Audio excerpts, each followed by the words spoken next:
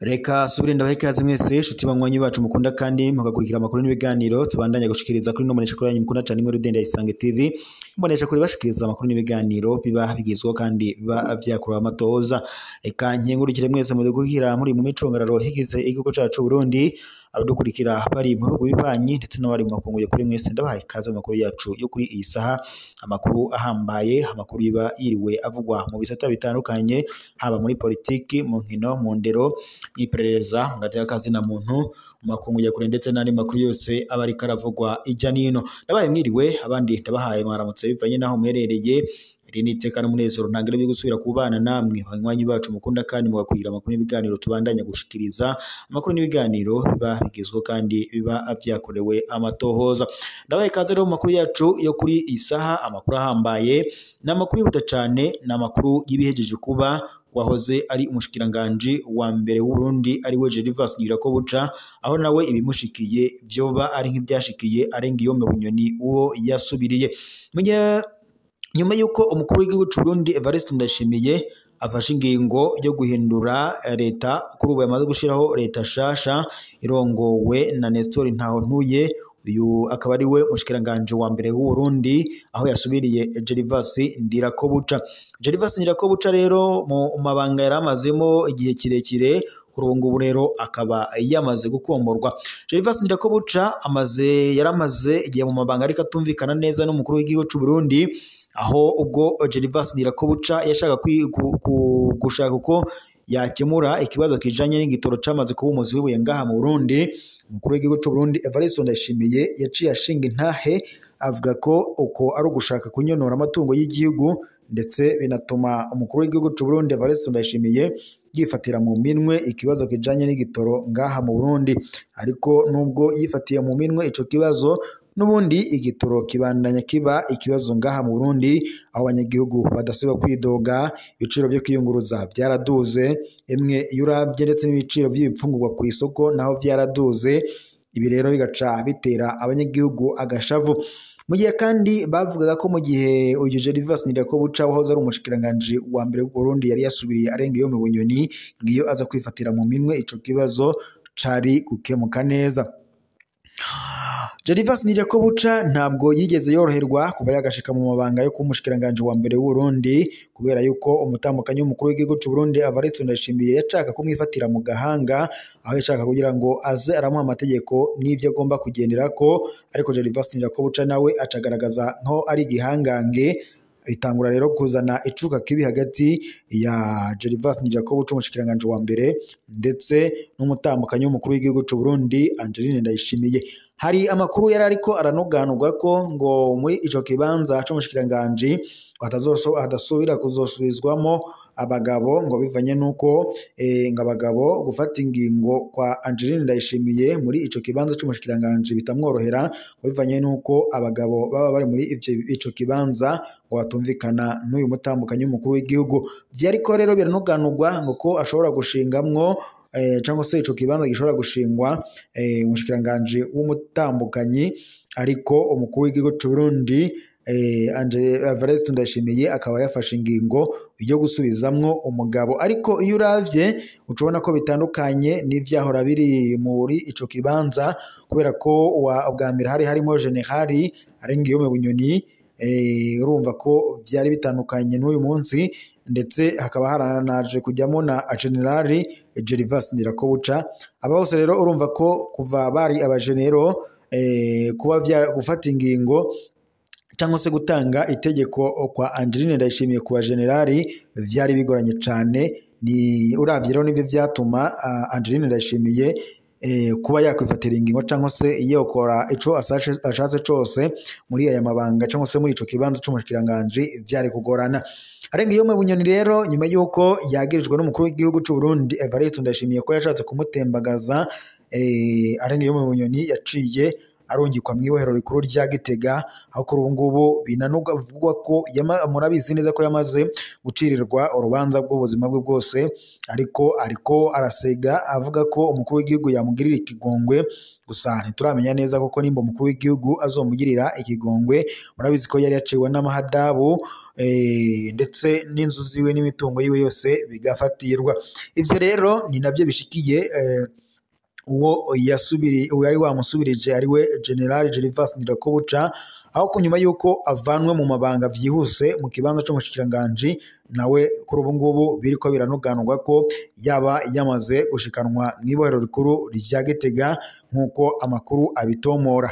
Gervas Ndirakobuca yari amaze igihe kinini muri aya mabanga y'umushikiranganji, ariko bikanuganurwa ko ngo yashaka kuzokwitoza mu kibanza c'umukuru w'igihugu, ariko amakuru duhabwa n'amasoko yacu, umukuru w'igihugu c'u Burundi ngo nuko kugira ngo amuce intege ndetse anamwigize kure ya politike y'u Burundi na cane mu kibanza c'umukuru w'igihugu, yari yabanje kumwegeza amujana mu nama nkenguzamateka, aho ndetse byananuganurwa ko ngo ashobora kuba ari we yazorongora inama nkenguzamateka, ariko nanone ico kibanza akaba yaragihanganiyemwo n'umunyamabanga mukuru w'umugambwe uri ku butegetsi wa CNDD-FDD, kuko nawe yashaka kwitoza muri ico kibanza co mu nama nkenguzamateka. Ibintu rero vyabaye bibi kuri Gervas Ndirakobuca nyuma yuko rero umukuru w'igihugu amwegeje kure, ico aciye amukorera nawe uruhembo amuhaye nuko aciye amuta mu mvuto. Kuri ubu rero Gervas Ndirakobuca mwakunze biraheze, nawe akaba amaze kujanwa mu gasho cyangwa se mu ibohero rikuru rya Gitega, nawe akaba asanze mugenzi wiwe Arengiyome Bunyoni nk'uko amakuru duhabwa n'amasoko yacu abishikiriza. Evariste Ndayishimiye rero yari yarabitomoye kenshi cyane, avuga ko ngo ba macoco bari mu butegetsi bwa CNDD-FDD ngo bose azobamaramo kubera ko atagihangange na kimwe ngo kimusumbye nk'umukuru w'igihugu. Gervas Ndirakobuca ariko aragirizwa ngo kuba yari yateguye umugambi gushaka kugandagura umukuru w'igihugu. Si ivyo vyonyene kuko arimo aranagirizwa ngo no kuba yaranyonoye amatungo y'igihugu cyangwa se itunga ry'igihugu ryose ngo yari yararimaze. Ibi rero biciye bimukora ko kuri ubu ngubu nawe rero aciye ajanwa mu gasho ngaha Igitega, akaba asanze uwo yari yasubiriye Arengiyome Bunyoni nk'uko amakuru duhabwa n'amasoko yacu mubegereye umuryango wa Gervas Ndirakobuca abishikiriza. Reka tunyarukire mu yandi makuru kandi, nyuma yuko umukuru w'igihugu c'u Burundi Evariste Ndayishimiye n'ubundi afashe ingingo yo guhindura leta agashira ko leta shasha irongowe n'umushikiranganji wa mbere ariwe w'u Burundi ariwe nyene Nestor Ntahontuye. Kuri ubu ngubu rero amakuru duhabwa n'amasoko yacu nuko abashikiranganji baraye bagenwe bagize leta nshasha, bakaba rero bahejeje kurahira imbere y'inama ndetse n'umushobora byose imbere y'umukuru w'igihugu c'u Burundi n'imbere y'Imana noko n'imbere y'inama nshingamateka ndetse n'inama nkenguzamateka nk'uko amakuru duhabwa n'amasoko yacu abishikiriza. Mu kuboko kw'ibubafu bafashe idarapo ry'igihugu c'u Burundi, badugije ukuboko kw'iburyo mu ndahiro zabo, biyemeje ko batazotiriganya ngo ku masezerano y'ubumwe bw'abarundi, kwibwirizwa shingiro rya Repubulika y'u Burundi n'ayandi mabwirizwa, kandi biyemeje ko ngo bazoharanira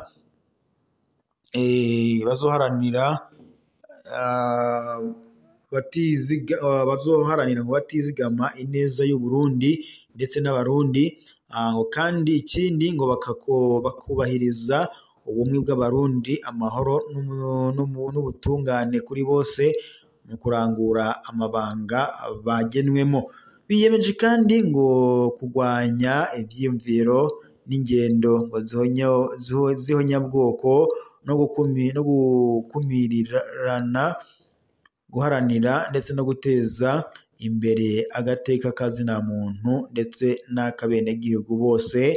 Izo rero zikaba ari zimwe mu ndahiro aba bagenwe muri leta shasha ya Nestor Ntahontuye, bakaba rero bamaze kubirahira nk'uko amakuru mu masoko yacu ngaho aho nyine ivyo biro vyariko birabera babandanije babidushikiriza.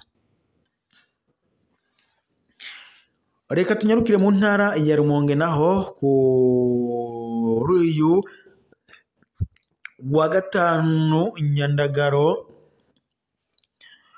umwaka wa 2025 ikiziga catowe carahungabanije abanyagihugu bo mu Kagoti ku mutumba Mutambara komine Rumonge mu ntara ya Burunga mu manuko ku Burundi. Kuri iryo genekerezo kandi ikiziga c'umwigeme akiri muto catowe kimanitse hakoreshejwe umugozi ukozwe mu gitenge ciwe. Amakuru duhabwa n'amasoko rero yacu kubw'ababibonye ubwa mbere ngo haciye haduka amakenga kubw'igipolisi co mu ntara ya Rumonge. Ibitari bike rero ngo muri ico kibanza vyerekana ko uwo mwigeme yoba ngo yarishwe, ariko bikerekanwa ko yiyahuye mu ntumbero yo kuzimanganya amatohoza. Amavi n'ibirenge vyarakora hasi, biragoye rero kuvuga ko ngo yiyahuye. Bimeze uko niko rimwe mu masoko mu butungane rivuga. Abantu 6 baramaze guhagarikwa ubw'amatohoza. Ico bagirizwa muri ubwo bwicanyi ntabwo kiramenyekana neza. Umuryango, ababanyi ndetse n'abaharanira agateka kazina muntu basaba ko umuco woboneka kuri ico kibi. Bariyamiriza kandi ikibi kihishe cakozwe categuwe, bagasaba ko abagikoze bomenyekana kandi bagahanwa hakurikijwe amategeko. Mu ntwaro ku rundi ruhande baguma kandi mu gacerere, ibi navyo bigatuma ngo haca haba ubwoba ko iyo dosiye ishobora kwibagirwa. Amatohoza arabandanya, abanyagihugu bo ku Mutambara bari mu mubabaro bizeye ko ubutungane buzokora kuri uwo yatakaje ubuzima mu bintu bitumvikana. Naho urudandazwa rw'abantu, ishirahamwe ONLCT riratabaza ku magorwa abimukira b'Abarundi bapfungiwe muri Tanzania bariko barabonyuramo. Kuwa gatatu Nyandagaro uyu mwaka ku munsi mpuzamakungu wahariwe kurwanya urudandazwa rw'abantu wahimbajwe kuri wa gatatu Nyandagaro nyine uyu mwaka ishamwe ryishinze kurwanya urudandazwa rw'abantu ONLCT Ketoprere riratabaza rifatiye kuri ico cago kiguma cisubiriza mu Burundi. Iryo shirahamwe riravuga ko imiyabaga n'abana cane bo mu gihugu mu gihe c'uburuhuko ubukuru ngo bagwa muri uwo mutego. Mw'itangazo ryaryo ishirahamwe ONLCT rirababazwa nuko uwo munsi wahimbajwe mu gihe Abarundi amajana n'amajana bagizwe ahanini n'urwaruka ubu bapfungiwe mu busho bwa Tanzania bagirizwa ko bagiye muri ico gihugu bidaciye mu mategeko. Kuva muri ruheshi muri uyu mwaka iryo shirahamwe rivuga ko ryaharuye abimukira 476 b'Abarundi bahagaritswe bapfungirwa mu bice bitandukanye muri Tanzania.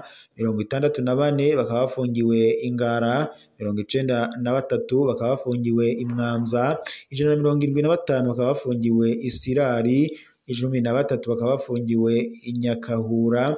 Naho kandi bakaba ngo baranasahuwe ivyabo byose. Naho 38 bakaba bafungiwe Ikumunzane na Ntanga, abandi nabo 93 bakaba bafungiwe Ikibondo mu ntara ya Kigoma ihana urubibe n'u Burundi mu buraruko bushira uburengero bwa Tanzania. Kubw'ishirahamwe ONLCT abenshi baca muri Tanzania berekeza Kenya bizeye ubuzima bwiza, ariko akeshi bakagira ingorane kubera umutekano muke n'ubwigenge. Ishirahamwe ONLCT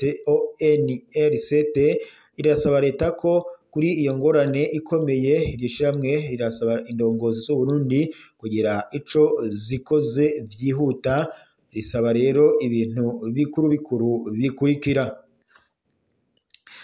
icambere, kugena abaserukira ibihugu baharanira agateka k'abimukira kuko ngo abaserukira ibihugu vyabo bari mu mabanga basa n'abatabona igikenewe kugira ngo bakingire abaturuka mu gihugu cabo bari mu mahanga. Ica kabiri hariho gushira ku mwanya itangwa ry'impapuro z'ingendo ndetse n'izo kumara umwanya mu bihugu kubimukira ndetse n'ababa mu mahanga kugira ngo babeyo ngo bakwije ivyangombwa baba batarinze kugaruka mu gihugu cabo. Ishirahamwe ONLCT kandi ribona ko ngo kubura ivyo vyangombwa ari kimwe mu mvo ngo nkuru zituma baca mu binywabi mu gufata ingendo hakanaba ndetse urudandazwa rw'abantu. Muri iryo tangazo nyene Maitre Prime Mbarubukeye aserukira ONLCT yibutsa ko kurwanya urudandazwa rw'abantu bidashobora gukunda hatagiyemwo ishaka rya politike ndetse n'imigenderanire y'ibihugu ndetse ngo nyayo mu ntumbero yo gukingira abashikirwa n'izo ngorane nk'uko abo banyagihugu nyene bagaragaza ingorane barimwo mu bihugu baba baragiye baturukamo. Reka rero mbashimire mwese muri kumwe natwe mu makuru n'ibiganiro twari turashikiriza, dusozere ngaha dusubire mu makuru araza akuba agezweko mu kanya.